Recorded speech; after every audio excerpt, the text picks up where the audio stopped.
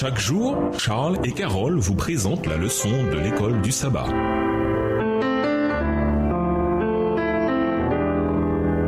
Bienvenue dans votre émission. Dieu nous parle. Nous voilà à la leçon de vendredi. Pour aller plus loin, nous vous invitons à lire dans le livre Les Paraboles de Jésus, le chapitre Le Semeur. La véritable sainteté est une consécration totale au service de Dieu. Sans une telle consécration, il ne saurait y avoir de vie chrétienne véritable. Le Christ exige de nous une consécration sans réserve. Il réclame notre cœur, notre esprit, notre âme, nos forces à son service. Celui qui ne vit que pour lui-même n'est pas chrétien. L'amour doit être le principe de l'action. Il est l'essence même du gouvernement divin sur la terre et dans les cieux. Il faut aussi qu'il soit à la base du caractère chrétien, car c'est le seul élément qui puisse le rendre inébranlable et lui permettre d'affronter victorieusement l'épreuve et la tentation. L'amour se révélera par le sacrifice. Le plan de la rédemption repose sur un sacrifice dont on ne peut mesurer la hauteur et la profondeur. Le Christ a tout donné pour nous. C'est pourquoi il faut que celui qui l'accepte soit prêt à renoncer à tout par amour pour lui. L'honneur et la gloire du Rédempteur doivent être notre principale préoccupation. Extrait du livre Les Paraboles de Jésus, chapitre du naturel au spirituel, les pages 34 et 35, livre écrit par Ellen G. White. À méditer. L'amour doit être le principe de l'action. Il est l'essence même du gouvernement divin sur la terre et dans les cieux. En quoi la croix nous révèle-t-elle cette vérité extraordinaire? Dans nos vies, comment refléter ce genre d'amour? Pourquoi est-il impératif de le faire? Que répondre à quelqu'un qui insisterait pour dire que Jésus racontait des paraboles pour maintenir dans l'ignorance ceux de l'extérieur? Pourquoi Jésus, qui est mort pour chaque être humain, voir 1 Jean 2 verset 2, maintiendrait-il dans les ténèbres ceux qu'il allait sauver en mourant pour eux sur la croix? Une lampe est censée se trouver sur un porte-lampe et non sous un panier. Marc 4, verset 21. Appliquez ce principe à l'engagement de votre Église auprès de la population locale. Comment élever plus haut la lumière?